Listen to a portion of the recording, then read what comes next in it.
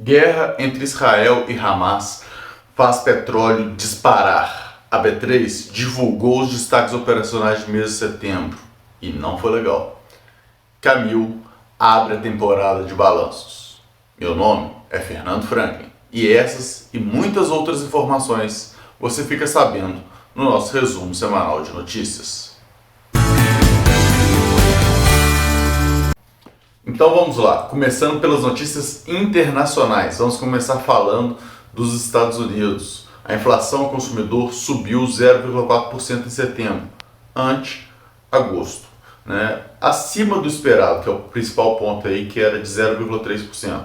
Isso tem pressionado aí a taxa de juros por lá, com uma expectativa de que continue subindo nas próximas reuniões do Fed. Temos também o Israel e Hamas entrando em conflito direto mais uma vez essa semana. A gente comentou aí durante a semana alguma coisa a respeito, mas o que é o ponto? Essa nova escalada está pressionando o preço do petróleo e isso consequentemente impacta em todo o mercado, né? Então vamos olhar porque isso pode impactar a inflação e tudo mais, apesar de que até o momento nada do que aconteceu efetivamente impacta a distribuição do petróleo.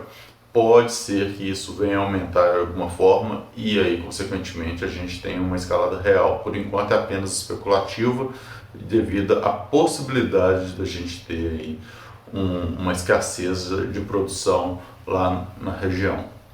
Passando para as pesquisas, para as notícias nacionais, a gente fala daqui da pesquisa Focus para 2023, que não teve grandes alterações, apenas o câmbio subindo para R$5, foi o principal ponto. No mais, a gente fica aí aguardando. Existem algumas especulações aí a respeito dos indicadores, né, principalmente com uma possível fala do Roberto Campos Neto aí, mas ainda é só boatos, né? Então, como a gente não trabalha com boatos, vamos deixar isso para outro momento. Trazendo o fechamento da semana, o Ibovespa fechou em alta de 1,39% a 115.754 pontos. Né? No ano, a alta é de 5,49%. Muito puxado aí durante a semana pela Petrobras, que subiu bastante, né? Então impulsionou bastante aí o índice, e outros ativos que tiveram uma boa semana também ajudaram nisso, mas a gente tem resultados que não ficaram tão legais, aí principalmente nessa sexta-feira pós-feriado. Falando dos fatos relevantes de mercado, a gente teve o início da temporada de balanço, com a Camil reportando no segundo trimestre de 2023, que é o fiscal encerrado em agosto. Sim, a Camil faz um ano fiscal diferente, né? Então é importante destacar isso, mas é o segundo trimestre que ela está reportando agora, no mês de outubro, né? E com isso ela está reportando um lucro líquido de 50,1% menor que o de 2022 e 26,8% menor que o do primeiro trimestre de 2023, né? Que foi encerrado em maio. É importante isso, a gente entender o motivo, né? Quando você vai entender por que o reporte dela foi tão ruim, apesar dela ter tido um aumento de receitas, a gente vai chegar na conclusão lá, e está escrito dentro do resultado que ela divulgou, né? Diretamente com essas palavras, falando do impacto do aumento da dívida. Que o impacto do aumento da dívida impactou diretamente ao custo financeiro dela, que ficou bem maior, né? Devido ao aumento de juros, etc. E aí, obviamente, gerou essa redução gigante aí no lucro líquido dela. Vale ressaltar que esse aumento da dívida ocorreu nesse trimestre e a gente tem que entender o que vai ser feito disso aí daqui para frente. Então, acompanhar os próximos resultados da Camil para a gente entender o impacto dessa situação.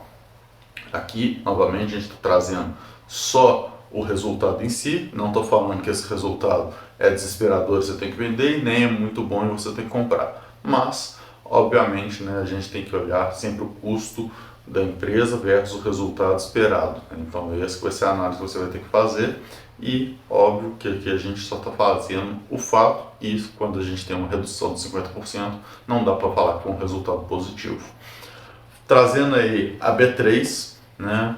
A gente tem a divulgação dos destaques operacionais de setembro, que o volume financeiro médio diário de ações caiu 20,9%, o que é bem ruim, né? Então mostrando aí que o mercado tem operado menos, né? Então muito em compasso de espera, que para a B3 é muito ruim e obviamente para o mercado como todo também não é positivo. Mas o número de investidores pessoa física aumentou 6,4%, o que é bem interessante, mostrando aí que a gente tem mais pessoas entrando no mercado de ações aí, então é positivo também. Obviamente temos Tesouro Direto envolvido aí, mas é interessante esse lado de aumento de pessoas físicas. Por fim, a gente traz aqui também a Vamos Locação, que aprovou um programa de recompra de ações que chega até 8% das ações em circulação do mercado, que é o Free Float, né?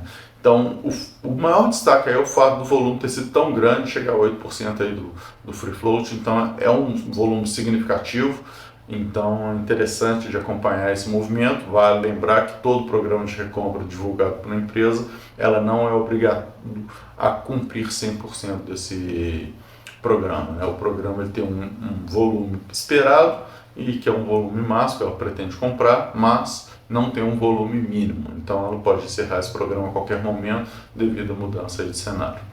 Mas era isso que eu tinha para trazer para vocês hoje.